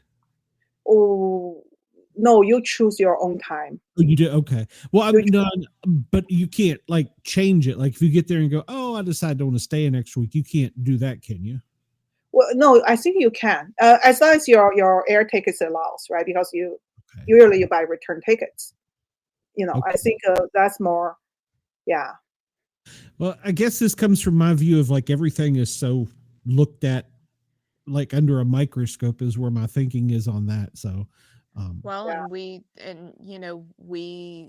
think, here in the US that we're looked at so much under a microscope, but when you look at compared to that, Oh, it yeah, really it's not even there. no. Rec- Recently, there's a couple of high rank executives, Chinese American, like they're American citizens. They went back to China and they were not allowed to leave. It's been like 6 months. A couple of cases. One is a bank executive, like pretty top up there. Another one. So uh, they were they the reason were given to them was they were conduct some spy activities, something, but they were not. They just went back to visit. Like this one guy, he did not know until they were trying to come back. His wife and his two children were allowed to leave, but they detained him. Like they won't let him leave. So there is already happening. but I hopefully I'm like small enough. I mean, if you're insignificant, hopefully they don't pay attention, right? Yeah, don't draw any attention to yourself. Wear a gray shirt, black pants, just stay plain. Yeah, Incognito as much as possible. yeah, that's right. Yeah. That's That's got to be so crazy. scary. Well, during the COVID time, it was even worse because everyone who arrived to China, they mandatorily you have to stay in a hotel for like how many days? Yeah. Yeah, and you have to go to the hotel they ask you to go to, not just you choose. And those hotel like charge humongous amount of fee, and you have to pay for that. It's very tough. There's one hotel in southern province. I forgot which province. During the COVID, that's the people return from not from other country, not only from other country, but from locally from other city of China, return to that place. They have to all stay in that hotel for like 14 days or something before they can return to their home. But that hotel collapsed. So there's at the time like 10 people were dead and 37 were missing or something. It was a huge it was like how do I put it? It's a disaster. Yeah. And then later they found out that this hotel was validated every single building code when it did this renovation. So they put the huge water tank on the top of the hotel. It was too heavy, and also they want to have more rooms, so they added a one floor between floors with all that concrete and brick and everything. Hotel was not built for that. That's how it collapsed. And there's not only those who stayed there for quarantine, but also doctors. Doctors there. They have hotel staff. They have some other workers. They were all buried. There's one family of 5 all died just because they were asked to go there. Wow. Yeah. That when you hear stories like this, it just gives you a chill because, like I said, you think we've got it so bad, but yeah, that's you know how the lockdown, the zero they had something called the zero COVID policy. They want to have zero COVID in China, in entire China. So they had this very strict lockdown, and not only that, if they found in many places, many cities, is if they found this apartment building, there's people with a symptom, they would seal up the entrance. Seal up means seal up. You cannot come out like with airing boards, with like literally seal up. Mhm. So then in November of 2022, November 26th of 2022, in Xinjiang, in there's one city, Urumqi city, one apartment building had a fire. Then people could not escape. So 10 people died. oh, because it was boarded up. Yeah, it was boarded up. They could not open it from inside. There's no fire escape. And official number was 10 died and 9 injured, but we don't really know. So that ignited the so-called white paper movement. White paper is Chinese people protest with one piece of white paper like this, because they're not allowed to write anything, right? Like, so they did that, and then that movement started happening all over the place. That's actually ended the lockdown policy by December 2022. There Wow. was 3 years lockdown, 20, 21, 22.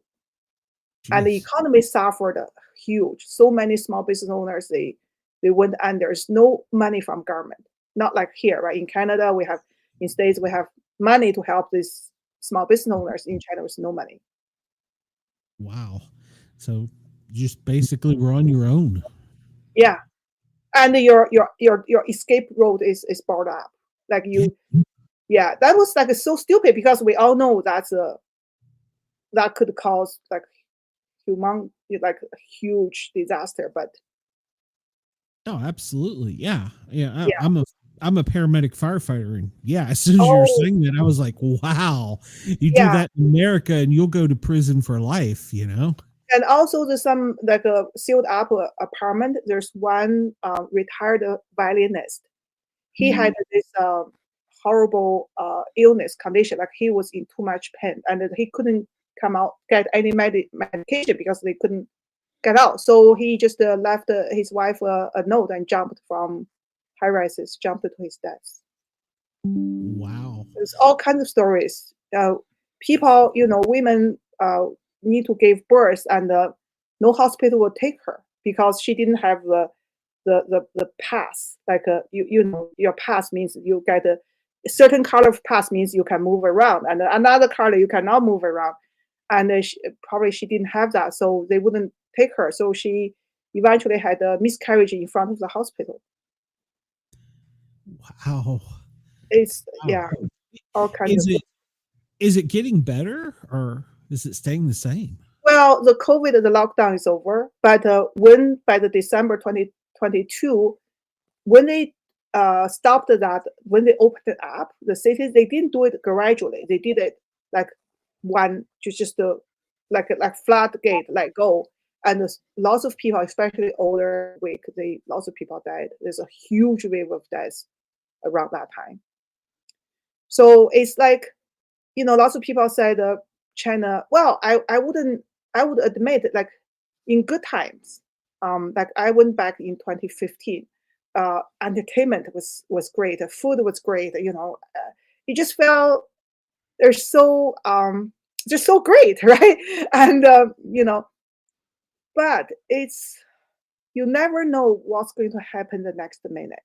You could feel you're in heaven the minute before, and then you're in hell the next minute. And also depends on who you are. If you're important, you have power, you have position, money, or somebody, then you probably will be okay. You probably will survive. But if you don't have those, so in China, the invisible hierarchy, like the class system, is always there. The Chinese history has this class system, like openly.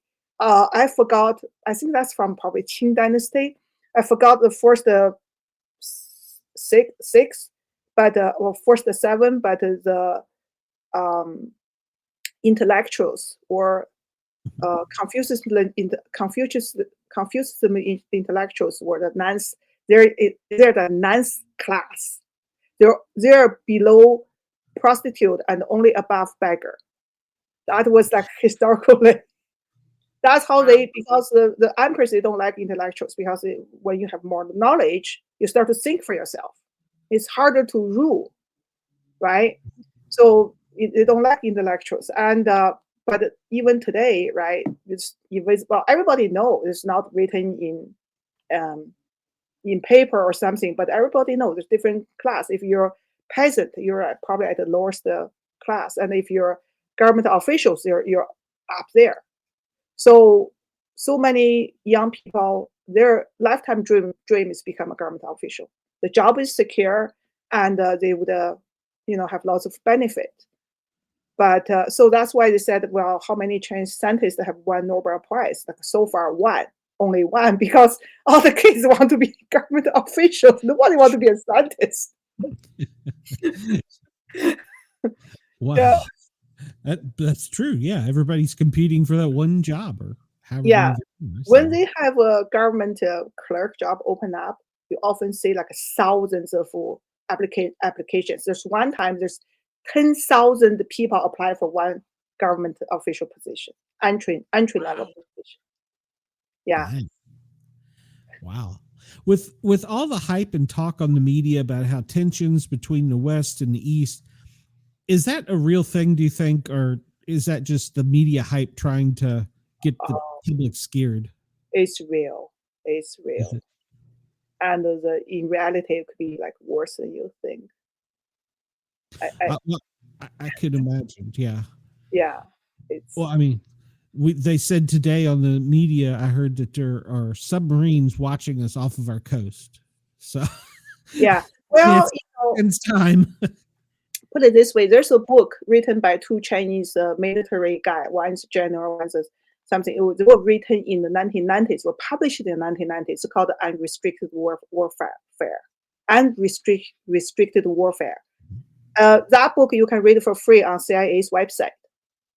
And they talk about various, how to use it as a weapon. They talked about how to use natural disaster as a weapon. Right? If they can somehow not manufacture, but how to kind of make the earthquake happen in a certain area. How to use weather as a weapon. How to it's all kinds of biochemistry and propaganda and the communication technology war and all that. If you're interested, just check it out. Check the book out. Oh, yeah, I probably will. Yeah, because the media hypes it up so much to where they want you to live in fear. And well, I think it's a real. I don't think that China will do anything to the states, but they may do something to Taiwan, right? If they try to take over Taiwan, then will state go out to defend Taiwan? When that happens, there's a war. Yes. But also within Chinese like upper leadership level, they're also very divided. Not everyone want to have that war. So it depends on which side win. That's a scary thought. Yeah. Because like you said, there's so many people trying to get a job. What's to say that the person on the other side there may just trip and fall down a flight of stairs, I mean. Yeah. And also in the China's problem, not only just the top, it's throughout from top to bottom. Because of the propaganda and the education and all that, Chinese people, those who don't know much, don't read much, don't have much education, don't know the outside, don't know the truth, basically, they were easily influenced. And now China just have a movie made. It's called the Nanjing Photoshop. It's about how Japanese carried out that Nanjing massacre in the 30s, right? It is a historical truth. It was true. Reportedly, there's 300,000 Chinese were killed, civilians. But the movie is made with lots of graphic, like horrible, how do I put it? The camera work, and the schools would take children there, even like young children, and parents would teach young children there. To take young children to the movie, and after that, this young kid said, when I grow up, I'm going to kill all the Japanese, right? And so also between China and Taiwan, we're all Chinese, and there's not just one or two, but a whole bunch of Chinese people. They say something like "liu dao bu liu yuan," which means we want to have Taiwan, that island, but we don't want any people there, which means they are for kill everyone on that island. They just take the island over. This is not from top. The top Chinese leader, they would never say something like that. But from the bottom, but where all this hatred come from? Right? They're not Japanese. The people in Taiwan, they never killed your Chinese people. Where does this come from? And because with this I think heavily influenced public emotion, from the government. One, this happened 3 times. The Japanese kids in China will somebody tried to kill the child. The first time, the child was killed, and also a Chinese, I wouldn't say nanny. It's like she works for the group of Japanese children in this Japanese school. She tried to protect those kids, and she was killed. Then happened twice again. I think in the second and third time, the child didn't die, but was attacked, almost dead. And after that, the Chinese woman who were killed was praised, but government never released who was the murder. Who was that guy? Nobody know. Nobody know his name. Nobody know his punishment. They just Yeah, so it's not just from top, it's like a whole,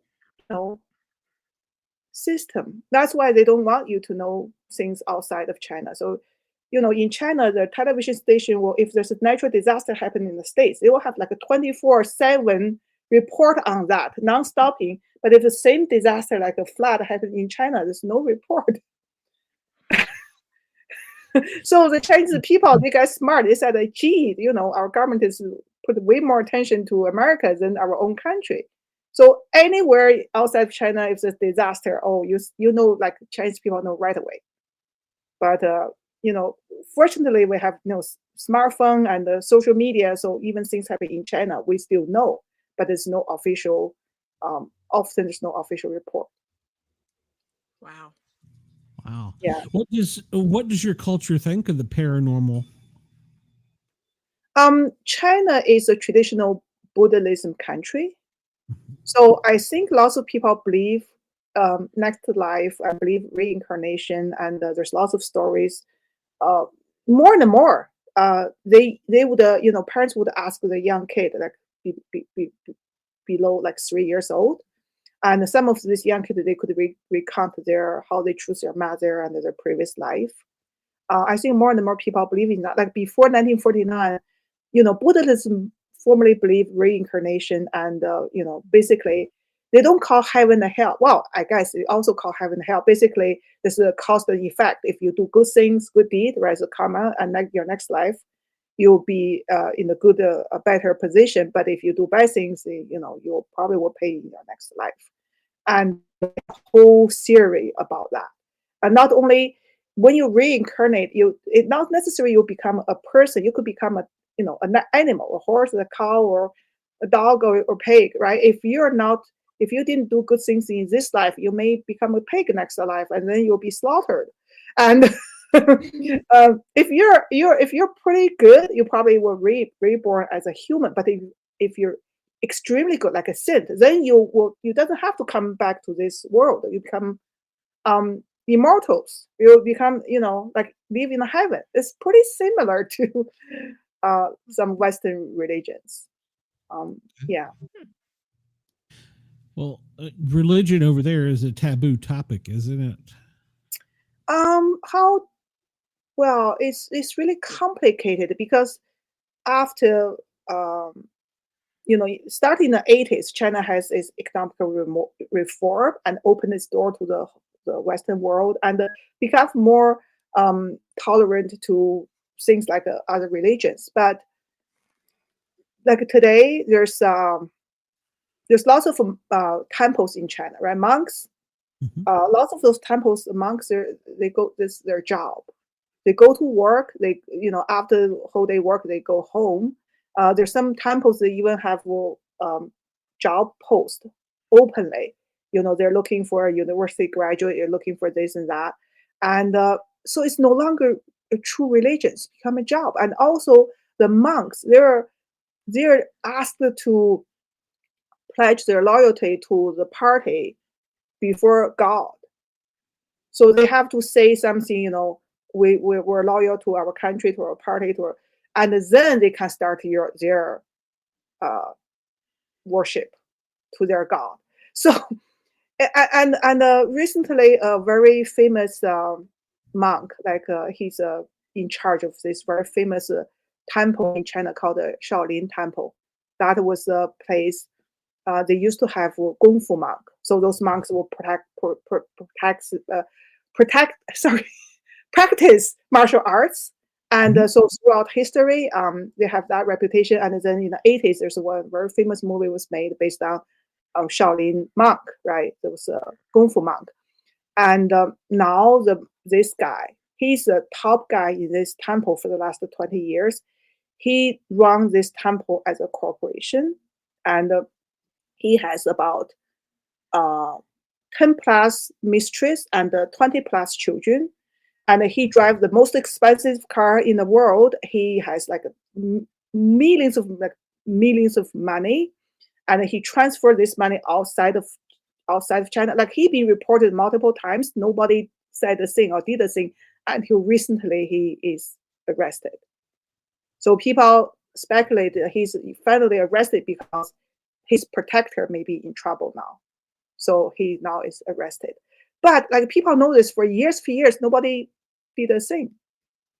Oh, wow. Yeah, there's religion, but but there's also underground, like they call family Christian church, but it's underground, and they're often in trouble if they got discovered, raided. They could be. But if you want to practice true religion, you always have to have a higher alert. But if you go with the leader or party's requirement or demand, you'll be okay. Wow. Yeah, you really don't understand it until you step outside our little bubble here in the U.S. how sheltered we really are.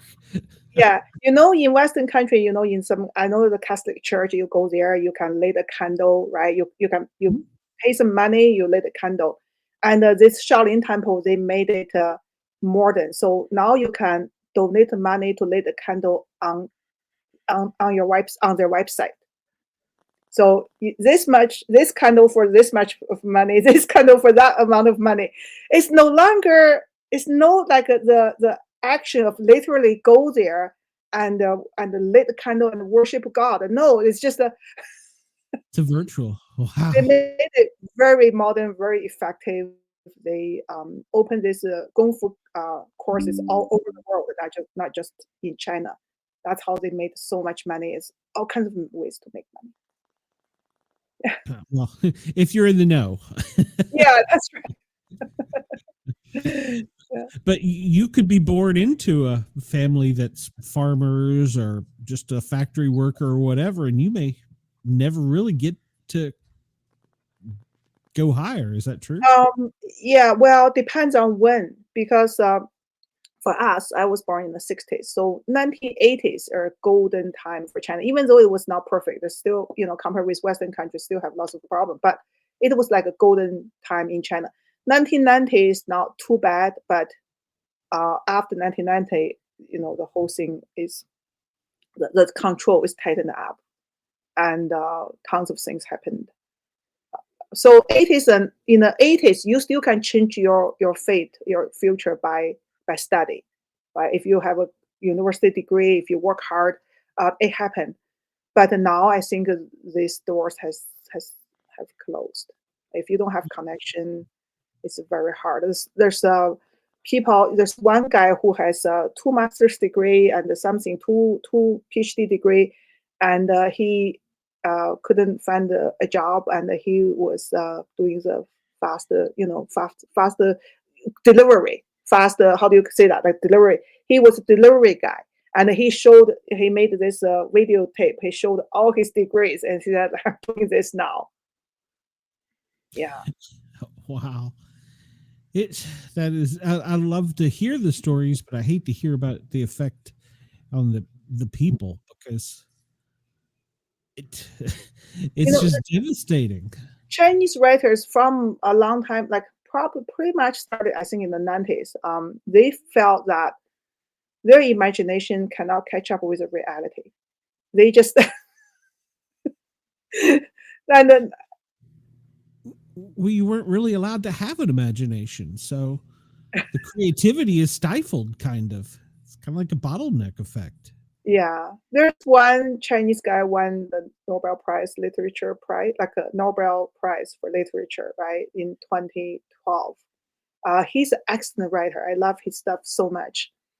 And then about a year ago, another Chinese guy tried to take him to court because in his book he portrayed this a Chinese soldier who went to Korea War, portrayed him not so positively, like more negatively. This guy was like a wife abuser.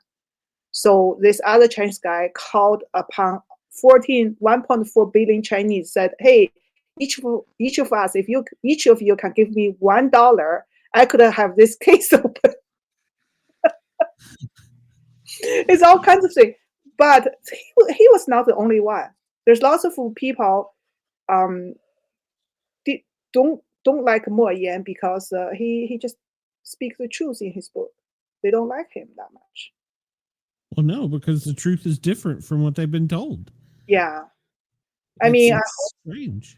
I hope he's okay, because I don't know which direction China will go. If it's go down to that cultural revolution, we say it could be cultural revolution 2.0, 2.0, then this guy could be in big trouble, because during cultural revolution, lots of writers and playwrights and artists, they killed themselves. A lot, like really famous ones, really top ones. So just hopefully, yeah. Wow. All right. Well, before we let you get out of here, tell everybody where they can find your stuff. Your book sounds fascinating. I especially like that you had help from the other side of the veil with it. Yeah. So that really ups the paranormal feel to it. So where can we find your work? Amazon, Barnes and Noble, Indigo in Canada, Kobo, Apple Raid, Walmart, lots of places. The only thing is that if people search for this book on Amazon, because of the title, they needed to put the writer's name, Tong Ge, after the title. Otherwise, they will get a whole bunch of household items. You know, Amazon sell everything, anything, right? So that's only a tip I have. And also, I encourage people to check out the Goodreads reviews, just from readers, average readers. And I have a 4.5 rating on Goodreads, 4.46 probably on Amazon so far. That's pretty good. You've won awards. Yeah, I won 4 awards on this book and 6 finalists or something. Hey, I haven't won any award, so you are doing great. You will. One day, it's my hopes. Well, I really appreciate you taking the time to talk to us. It's been fascinating with a peek on the other side of the veil as far as writing the book, and a peek inside of that culture, because very insightful. Yeah, I mean, a lot of people just, what, like you said, they'll go to the movies and they'll see what we're told, pretty much. Yeah. So. Thank you, Glenn and Shai, for having me here. Really appreciate your time. Thank you for coming on. Thank you for coming. We really appreciate your time, and I wish you good luck, and I wish you safe travels in your journey. Yes. So if Mickey messages me, we'll have to make sure that you come back, and when you do come back, you'll have to come back on and let us know how it went. Yes, I will. I'll tell Mickey. That's what. Yeah. Please do. All right. Well, have a great night, and thank you. I really appreciate your time. It was eye-opening. You too. Very much so. My pleasure. All right. We'll talk to you soon. Bye-bye. Okay. Bye. Bye.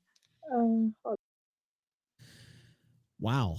Like I said, you really don't understand how it is, unless you hear from other people, because a lot of people don't know. I wouldn't have even thought a fraction of that. The only reason I've gotten some of that is because I have friends and they've told me, we've gotten out, but they can't go back and visit their family. Their family could be persecuted for something they do over here. Like if they get a DUI or something in their, like she was saying, the hierarchy, they could bust them down and bring them down. So yeah. And, I knew about the written history. I just didn't know how far back it went. And that's fascinating that they only want you to go back, like, what'd you say, 2 generations? So history is always dying. History is always dying if you think about it, because the next generation doesn't know about the 3 tiers up. So history is always dying. Like she said, there is no today, tomorrow. What did she say? Today, tomorrow, yesterday. There's no past tense or future tense. There's only present tense. Yep. Crazy. Crazy. All right, Shai. Well, I appreciate you coming on tonight and being with me. I'm hoping now that you're settled in, maybe get you back more often. So that's my dreams and hopes. Next week we have Mickey has provided us with some more authors, so we'll have a great lineup of authors. I think I'll have to look. Heck, I'm so bad about scheduling right now. I'm so behind on emails. I don't even know what day of the week it is. But we'll have a bunch of Remember, great it's guests it's paranormal, so it's Wednesday. That's right. That's right. So have you got anything going on that you want to tell anybody about? No, you can occasionally go over to Spotify and check out Bracket Bastards, and I am there on occasion. Okay, cool. Well, I've got a show tomorrow that I will do at 1:00 Eastern, and it'll be the overnight hours tomorrow in Australia. So I appreciate Dare Radio for allowing us to tickle your ears. Hopefully you got a little insight into some different cultures, and hopefully if you needed some help, Doug's book can help you out. And I will see everybody tomorrow. Cheyenne, thank you.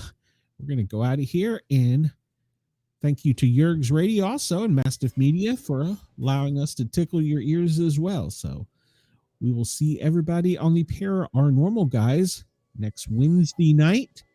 And then tomorrow night, we have the CBS Big Brother show. So everybody in Australia, tune in. We're going to have a live event. We'll talk to you soon. Bye, guys.